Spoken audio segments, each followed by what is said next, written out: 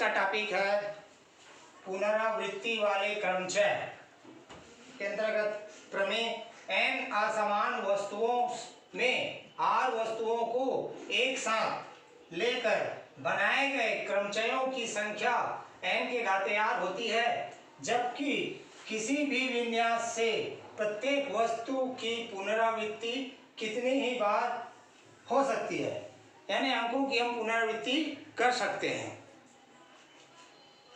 तो उत्पत्ति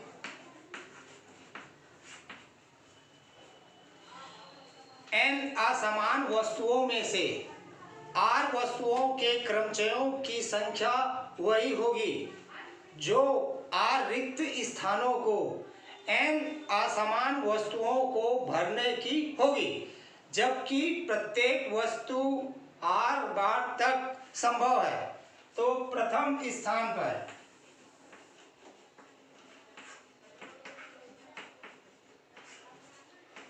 को भरने के तरीके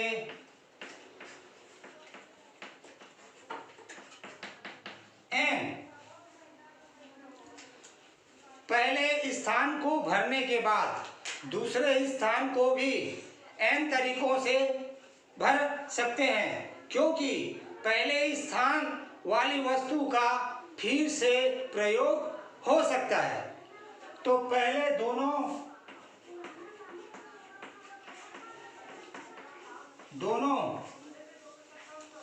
स्थानों पर भरने के तरीके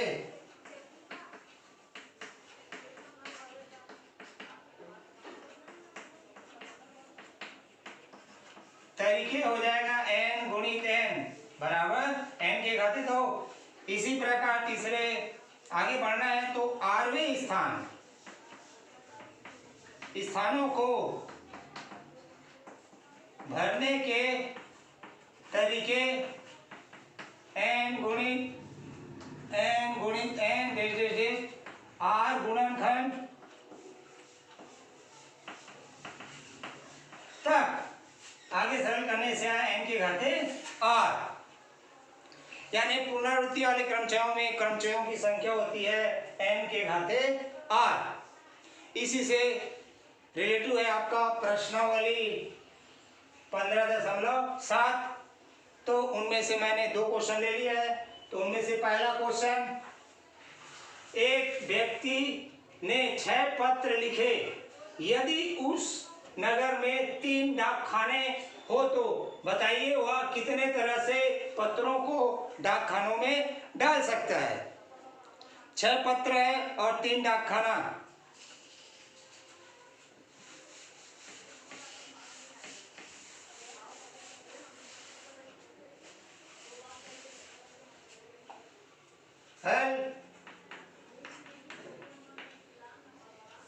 तो डाकखानों की संख्या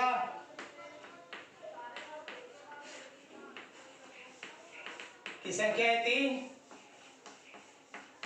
पत्रों की संख्या 6। प्रथम पत्र इन 3 डाकखानों में से किसी भी एक में डाला जा सकता है। तो पहला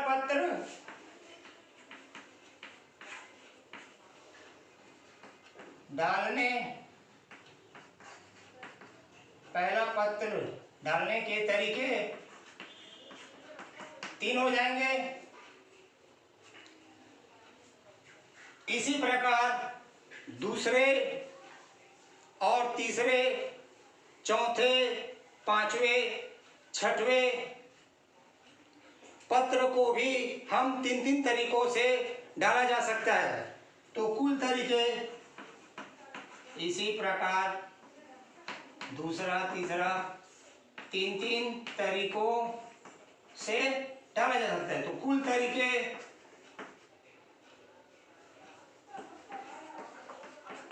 3 के घाते 6।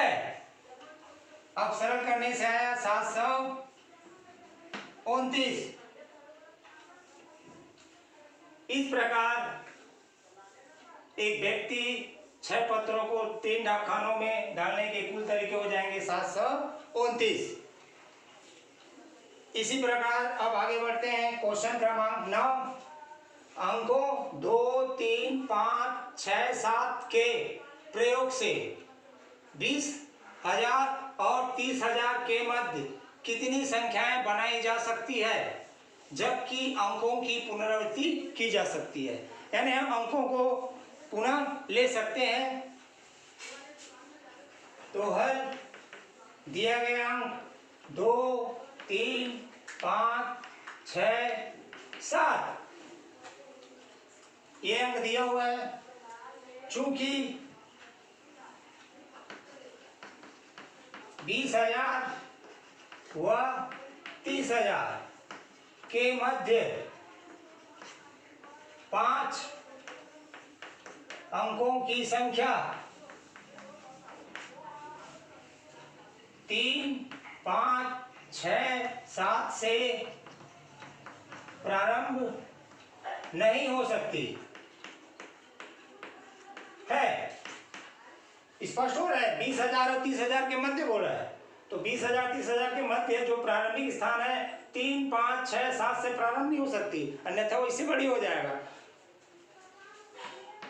1, 2, 3, 4, 5 तो ये हो जाएगा इकाई अंक, दहाई अंक, सैकड़ा, हजार, 10,000। स्पष्ट हो गया। अंक में 2 है अपने पास एक, तो 10,000 स्थान पर ही होगा, यानी प्रथम स्थान पर ही तो होगा। एक ही अंक है अपने पास, तो 10,000 के स्थान पर भरने के तरीके एक होंगे। अब बचा कितना? 2, 3, 5, 6, 7 5 अंक है। 2 लिख चुके हैं, लेकिन 2 को पुनरावृत्ति कर सकते हैं क्योंकि प्रश्न में दिया है अंकों की हम पुनरावृत्ति कर सकते हैं। तो 1000 स्थान पर भरने के तरीके हो जाएंगे 5 अंक है। तो आगे सैकड़े के स्थान पर भरने के तरीके भी 5 होंगे। अब दहाई के स्थान पर भरने के तरीके भी 5, इकाई के स्थान पर भरने के तरीके भी 5 हो जाएंगे क्योंकि अंकों की पुनरावृत्ति है। इस प्रकार कुल तरीके 1 × 5 × 5 × 5 × 5 इन सभी को गुणा करना है। तो कितना है अपने पास? 625। इसी प्रकार प्रश्नावली 15.7 के प्रश्नों को हल करना है।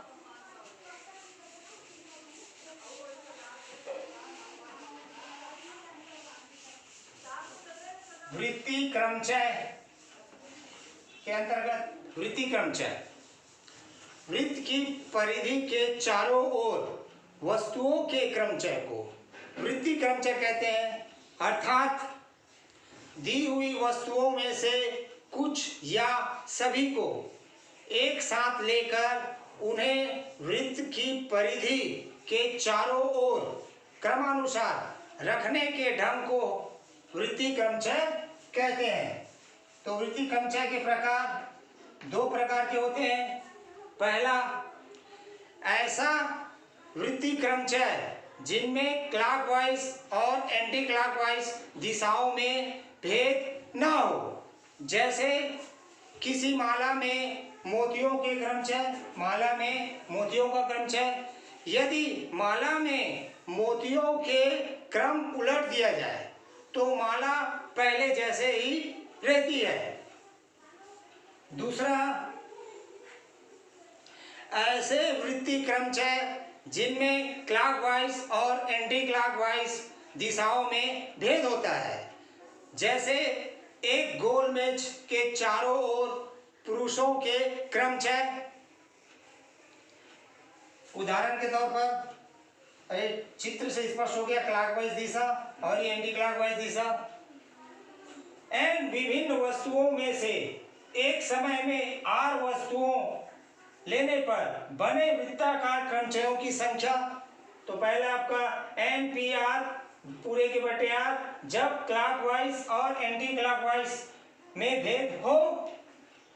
दूसरा है NPR बटे 2r जब क्लॉकवाइज और एंटी क्लॉकवाइज में भेद ना हो। तो प्रमाण है आपका पहला, मान लेते हैं, माना वृत्ताकार क्रमचयों की संख्या x है। तो पहला कहता है यदि क्लॉकवाइज व एंटी क्लॉकवाइज में भेद हो तब प्रत्येक वृत्ताकार क्रमचय के संगत r रेखी क्रमचय होंगे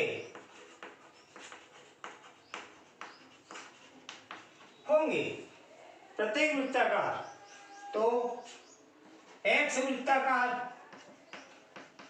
क्रमचय के संगत x इंटू r रेखी क्रमचय बनेंगे। हम जानते हैं n वस्तुओं में से r वस्तु को लेकर बनने वाले क्रमचयों की संख्या NPR। अतः दोनों बराबर हो जाएंगे, x इंटू r बराबर NPR। तो x बराबर NPR बटे r। इस प्रकार प्रमाणित हो गया पहला वाला। अब दूसरा स्पष्ट हो रहा है, क्लॉकवाइज और एंटी क्लॉकवाइज में भेद ना हो। यदि क्लॉकवाइज और एंटी क्लॉकवाइज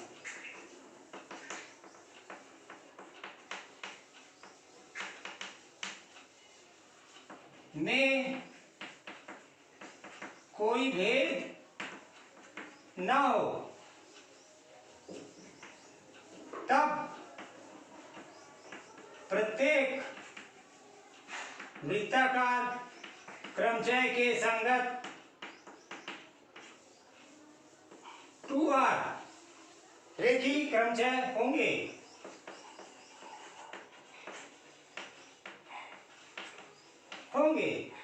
तो x वृत्ताकार क्रमचय के संगत 2r इंटू x रेखी क्रमचय बनेंगे।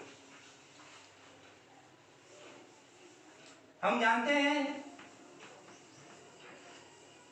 n वस्तुओं में से r वस्तु लेकर बनने वाले क्रमचयों की संख्या NPR।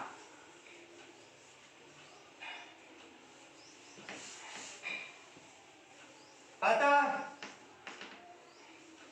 रेखी क्रमचय और ये दोनों 2rx इंटू बराबर NPR, 2rx बराबर NPR। तो x बराबर NPR बटे 2r। ये भी प्रमाणित हो गया। अब आगे इसी के अंतर्गत और आगे बढ़ना है। इसमें यदि n बराबर r हो तो या r बराबर n हो तो पहला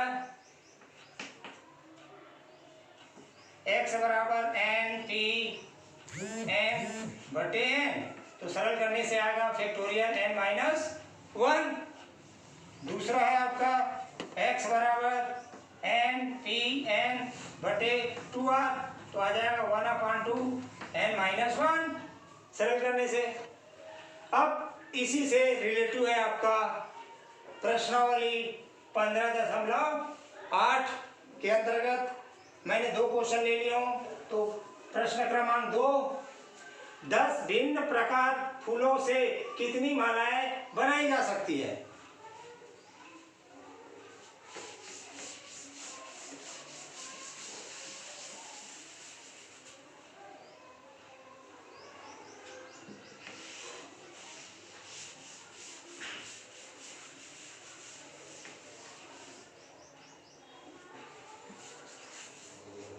विभिन्न प्रकार के फूलों से कितनी मालाएं बनाई जा सकती है? तो हल फूलों की संख्या दिया हुआ है 10। तो हम जानते हैं कि फूलों की माला में क्लॉकवाइज और एंटी क्लॉकवाइज में भेद नहीं होता। तो कुल तरीके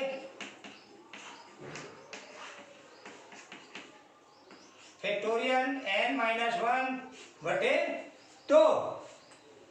तो n है आपका फूलों की संख्या, तो 10 है अपने पास, 10 - 1 पूरे के बटे 2, तो फैक्टोरियल 9 बटे 2।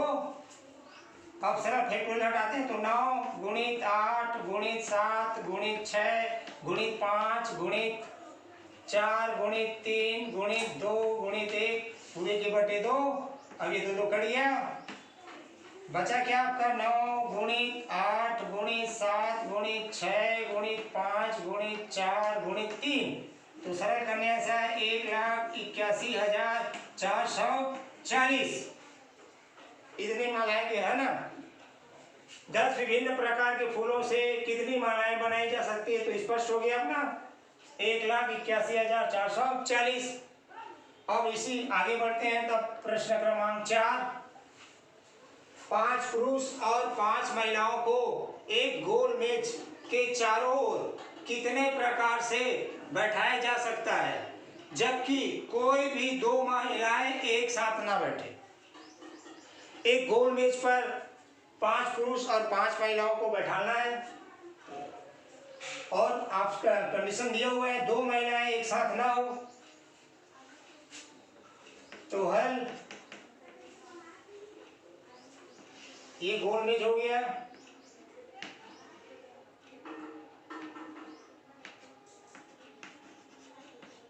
ये पुरुषों की संख्या बता रहा है, यानी 5 पुरुषों को गोल मेज के चारों ओर बैठाने के तरीके। 5 पुरुषों को गोल मेज पर बैठने के गोल मेज के चारों ओर बैठने के तरीके 5 - 1 फैक्टोरियल।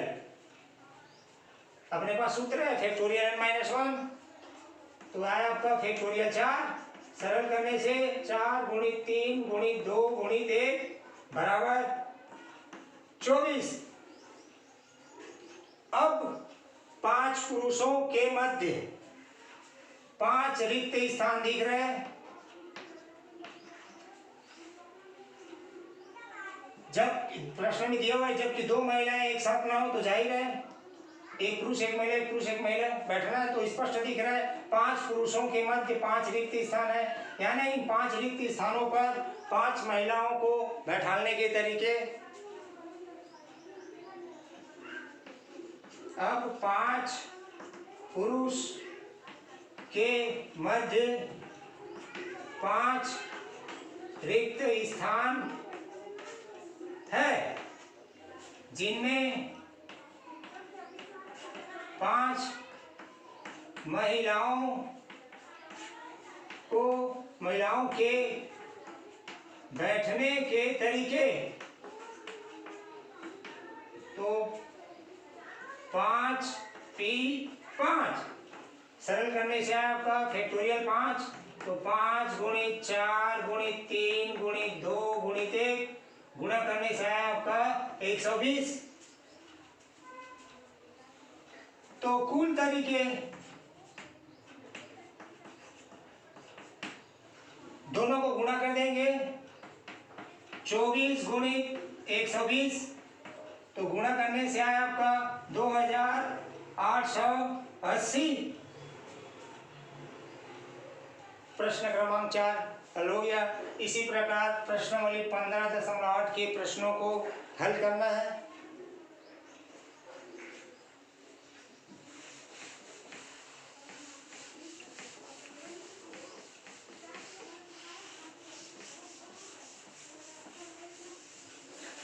अगला टॉपिक है आपका संचय कॉम्बिनेशन। तो संचय की परिभाषा, दी गई n वस्तुओं में से r वस्तुओं को क्रम का ध्यान न रखते हुए एक साथ लेने पर जो विभिन्न समूह प्राप्त होते हैं उनमें से प्रत्येक को संचय कहते हैं। अर्थात यदि वस्तुओं के विन्यास में क्रम का विचार न हो तो वह विन्यास संचय कहलाता है। उदाहरण के तौर पर ए बी सी, तीन विभिन्न वस्तुएं ए बी सी में से एक समय में दो वस्तुओं से बनने वाले संचय ए बी, बी सी, सी ए है। अब n वस्तुओं में से एक समय में r वस्तुओं को लेने पर बने संचयों की संख्या को हम NCR या C कोष्ठक में n, r से प्रदर्शित करते हैं। तो इसी के अंतर्गत प्रमेय नंबर 1 है आपका, n भिन्न वस्तुओं में से r वस्तुएं एक साथ लेते हुए संचयों की संख्या NCR बराबर फैक्टोरियल n बटे factorial n minus r into factorial r होती है। उत्पत्ति, सर्वप्रथम मानते हैं संचयों की संख्या, माना अभीष्ट संचयों की संख्या x है, तो NCR बराबर x। अब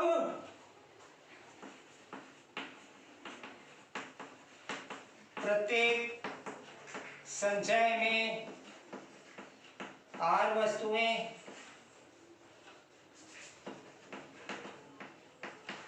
है,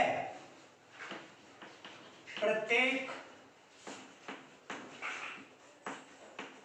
संचय में r वस्तुओं फैक्टोरियल r क्रमचय बनेंगे। तो कुल क्रमचयों की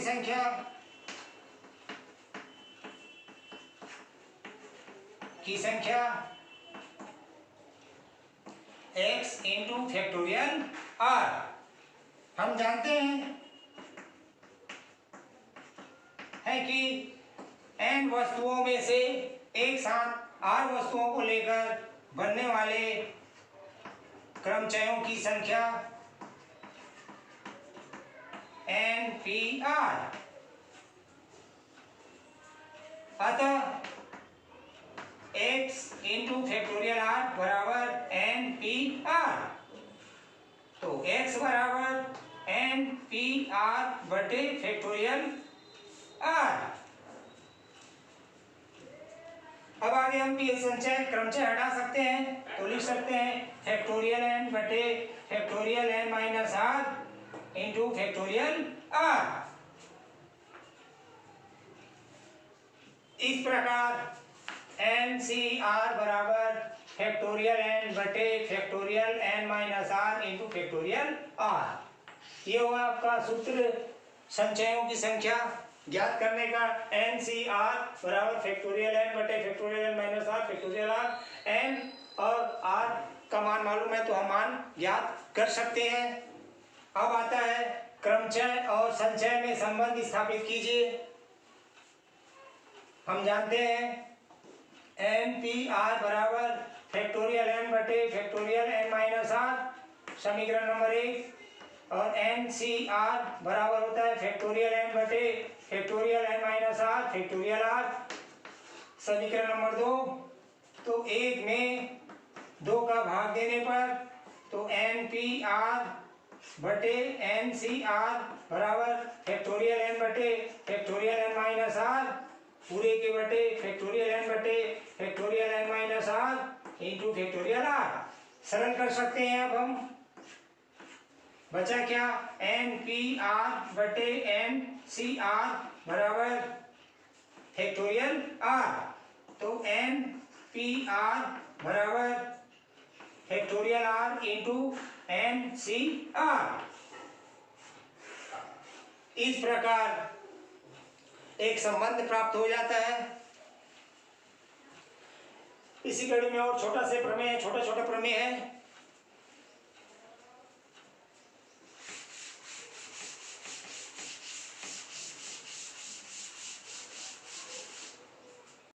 सिद्ध कीजिए। प्रमेय के अंदर 2 और ले लिया मैंने। तो पहला दिया है आपका एल, तो right hand side n C n minus r, सरल करने से आया फैक्टोरियल एन बटे factorial N minus r, r की जगह में एन माइनस आर है तो n plus r factorial N minus r. सरल करने से स्पष्ट दिख रहा है फैक्टोरियल एन बटे factorial are into factorial N minus r, जो कि एन सी आर लिख सकते हैं। तो ये आ गया आपका left hand side, right hand side सिद्ध हो गया। इसी प्रकार दूसरा को हम सिद्ध कर सकते हैं। दिया हुआ है लेफ्ट हैंड साइड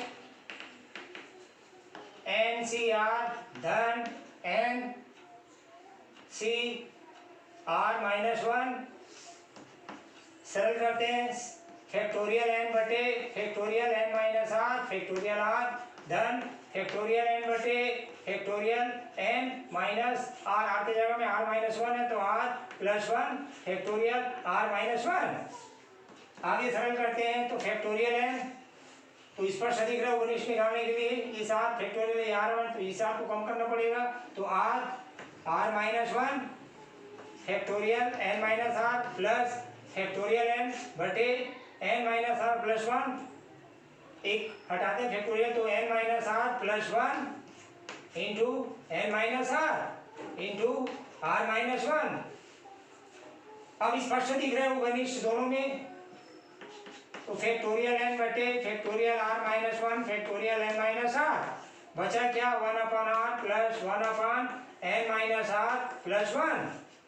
सरल करते हैं फैक्टोरियल एन बटे factorial are minus 1 factorial N minus R, तो N minus are plus 1 plus R बटे R into N minus are plus 1। सरल करने से आया आपका N plus 1 into factorial N बटे are factorial are minus 1 into N minus are plus 1 factorial N minus r. अब इसको हम फैक्टोरियल के अंदर लिख सकते हैं, तो टोटल इसका फैक्टोरियल हो जाएगा n प्लस 1 फैक्टोरियल बटे आर को लिखते हैं तो फैक्टोरियल आर, और इसको n minus are plus 1 factorial के अंतर्गत। तो इससे स्पष्ट हो गया, हम लिख सकते हैं फैक्टोरियल n प्लस 1 बटे factorial n plus 1 minus are into factorial are. तो आया आपका n प्लस 1 सी आर, जो कि राइट हैंड साइड है। इसी प्रकार और छोटे छोटे प्रश्न पाठ्य पुस्तक में दिए हैं, उसको सिद्ध करना है।